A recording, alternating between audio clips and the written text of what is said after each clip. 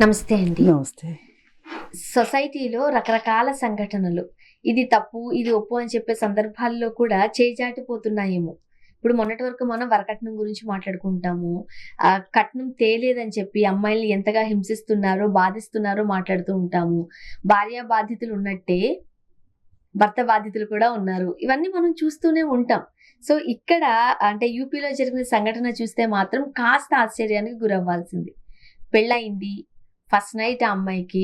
So ముసుగు తీసే సాంప్రదాయం ఉంటుంది కదా, అలా తీసేటప్పుడు 90 లక్షలు డిమాండ్ చేశారంట అమ్మాయి. 90 లక్షలు ఇస్తేనే నాతో నువ్వు ఫస్ట్ నైట్ చేయాలి అని ఒక కండిషన్ పెట్టారంట. ఇంకా ఆశ్చర్యం ఏంటి అని అంటే పెళ్లి కూతురు పెట్టిన కండిషన్ కూడా కాదు, అది ఫ్యామిలీ పెట్టిన కండిషన్. ఏం చెప్తారు? ఇది కాస్త సీరియస్గా మాట్లాడాల్సిన విషయమే.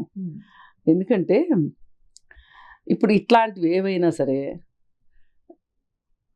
పందిట్లో నుంచి నేను అడిగిన బైకో నేను అడిగిన కారో ఇవ్వకపోతే తాళి కట్టను అని వెళ్ళిపోయిన అబ్బాయిలను చూసాం ఇప్పటిదాకా.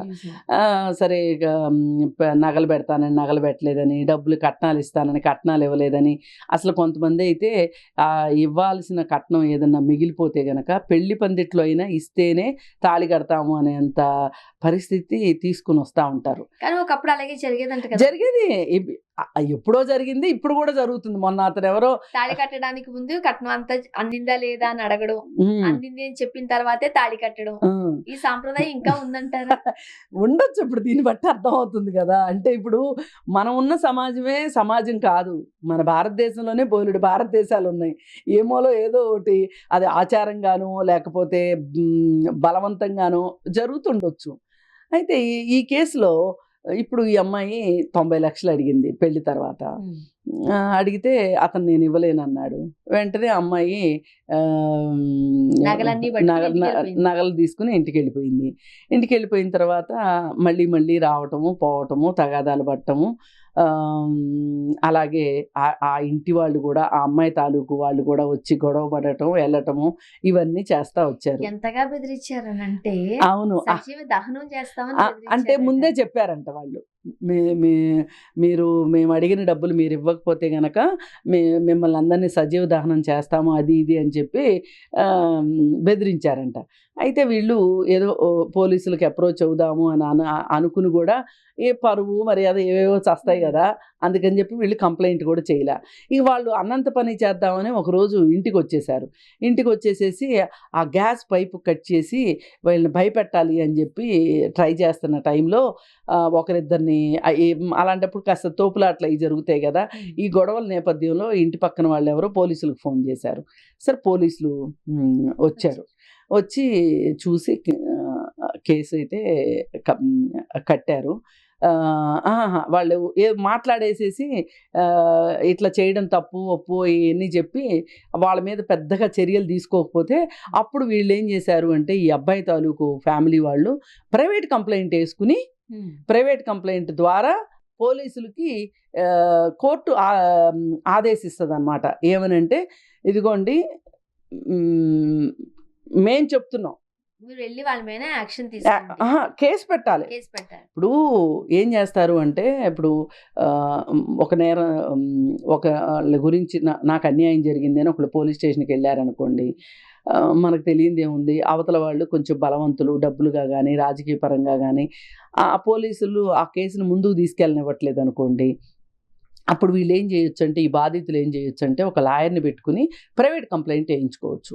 ఈ ప్రైవేట్ కంప్లైంట్ కోర్టు ఏం చేస్తుందంటే వీళ్ళు ఇచ్చిన కారణాలన్నీ చూసి ఇది నిజంగానే కేసు కట్టొచ్చు, ఎఫ్ఐఆర్ చెయ్యొచ్చు అని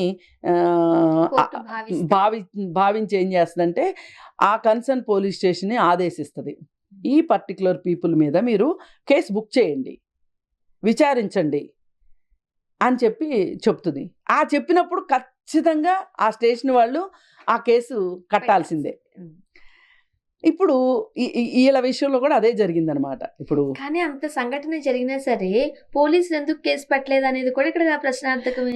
అంటే జనరల్గా ఏం చేస్తారంటే అండి, ఫ్యామిలీ ఇష్యూస్ని కొంచెం పోలీసులు కూడా చూసి చూడనట్టు పోతారు. ఎందుకంటే కలిసిపోతారు. ఇప్పుడు పోలీసులు అనేది వచ్చింది అంటే ఎవరికి వాళ్ళకి ఒక రకమైన పట్టుదలలు అవన్నీ వచ్చేస్తాయి. అందుకని కొంచెం కుటుంబాల విషయంలో వాళ్ళు కాస్త సంయమనం కూడా పాటిస్తారనిపిస్తుంది పోలీసులు.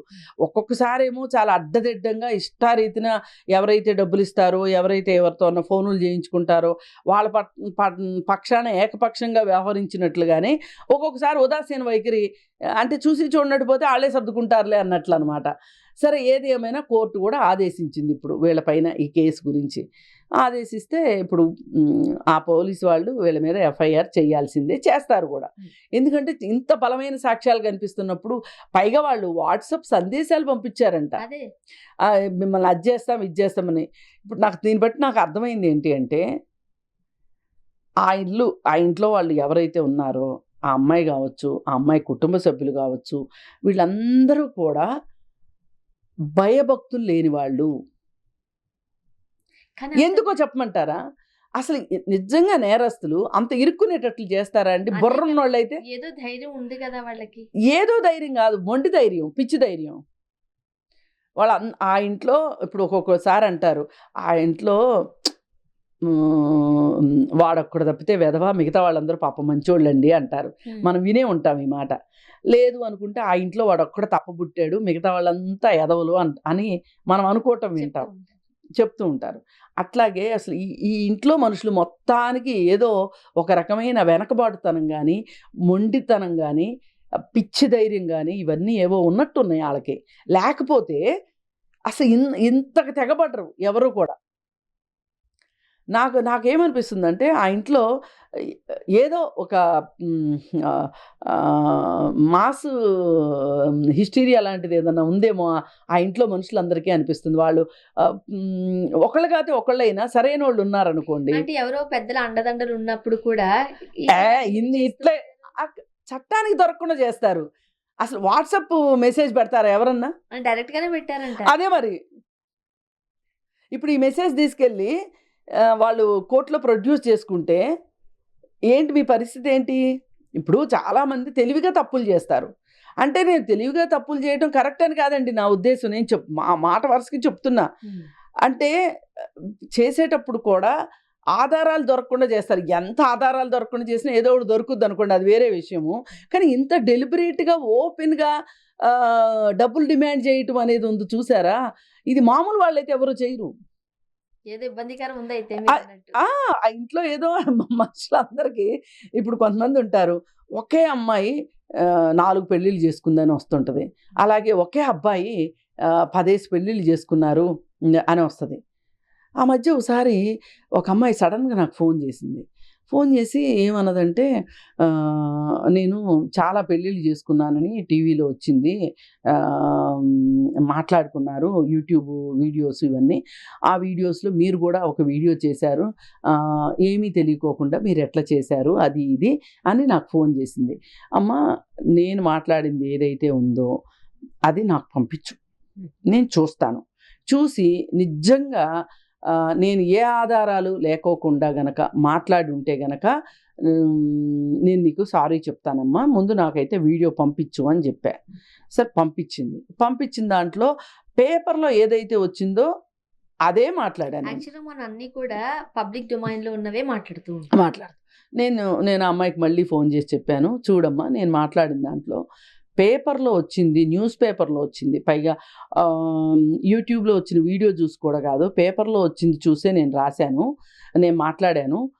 పైగా నువ్వు అసలు మీ అమ్మ గురించి చాలా చెప్తున్నావు, అసలు ముందు మీ అమ్మకి నీకే సయోధ్య లేనప్పుడు, మీ అమ్మే నీ పట్ల ఒక మంచి భావనతో లేనప్పుడు, మీ అమ్మే నీకు శత్రువు అయినప్పుడు మిగతా వాళ్ళందరి మీద నువ్వు పోరాటం చేస్తానని చెప్తున్నావు, తెలుసుకుని మాట్లాడాలి అని మాట్లాడుతున్నావు. మీ అమ్మ ఇచ్చిన స్టేట్మెంట్ కూడా ఉంది పేపర్లో, అది కూడా వచ్చింది, అందుకే మేమంత ధైర్యంగా చేశాము. ఇప్పుడు నువ్వు అసలు ఇప్పటికైనా సరే నువ్వు నిజాయితీ, నా వైపు న్యాయం ఉంది, నిజాయితీ ఉంది అని అనుకుంటే గనక ఇప్పుడైనా నువ్వు కోర్టులో ఏమైనా చేసుకుంటాను అంటే నేను నీకు లాయర్ని సజెస్ట్ చేస్తాను, నువ్వేం బాధపడకు అది ఇదని నేను అన్వయించాలని ట్రై చేస్తే అసలు అమ్మాయి మనం ఎప్పుడు కూడా ఈ రికార్డింగ్ మోడ్లో పెట్టుకోం కదా, అమ్మాయి ఇంకా నన్ను తిట్టడం స్టార్ట్ చేసేసింది. ఇంక నేను అప్పుడు అనుకున్నా ఈ అమ్మాయి స్టేట్ ఆఫ్ మైండ్ కరెక్ట్గా లేదు, ఈ అమ్మాయితో మనం ఏం మాట్లాడినా కరెక్ట్ అని చెప్పి ఫోన్ కట్ చేసేసి ఊరుకున్నాను అనమాట. అంటే కొంతమంది ఇలా ఉంటారు, అసలు వాళ్ళకి మనం ఏం చేస్తున్నాం, మనం చేసిన దానివల్ల వచ్చే పరిణామాలు ఏంటి అని ఆలోచించకుండా చేసేవాళ్ళు. 90 లక్షలు డిమాండ్ చేయడం 90 లక్షలు అదే వీళ్ళు ప్రాక్టికాలిటీకి దూరంగా వెళ్ళిపోయారు, ఎక్కడో ఏదో వేరే లోకంలో బతుకుతున్నారు కుటుంబం. అందుకని ఇప్పుడు కేసులు పడి అందరూ 4 రోజులు జైల్లో ఉంటే కానీ వీలైతే ఇట్లాంటి అబ్నార్మల్ కేసులని ఈ మానసిక వైద్యుల దగ్గరకు కూడా రిఫర్ చేయాల్సిన అవసరం ఉంటుంది. వాళ్ళని స్టేటస్ ఆఫ్ మైండ్ మైండ్ వాళ్ళ స్టేట్ ఆఫ్ మైండ్ ఎట్లా ఉంది, వాళ్ళ సైకలాజికల్ టెంపర్మెంట్స్ ఎలా ఉన్నాయి, బిహేవియర్ ఎలా ఉంది అనేది టెస్ట్లు కూడా చెయ్యాలి ఇట్లాగా చేసేవాళ్ళని. అందుకోసం ఏంటంటే ఏది ఏమైనా ఇది కాస్త మాట్లాడుకోవటానికి సరదాగా ఉన్నప్పటికీ కూడా వాళ్ళ వైపు నుంచి మనం ఆలోచిస్తే గనక అమ్మో ఇంకా నయ్యం, ఎంతో కొంత ఇస్తానని ఎంతో కొంత ఇచ్చి అతను కాపురం చేసి ఉంటే గనక జీవితం అంతా బాధపడి ఉండాల్సి వచ్చేది, ఇబ్బంది పడాల్సి వచ్చేది. Thank you. Thank you.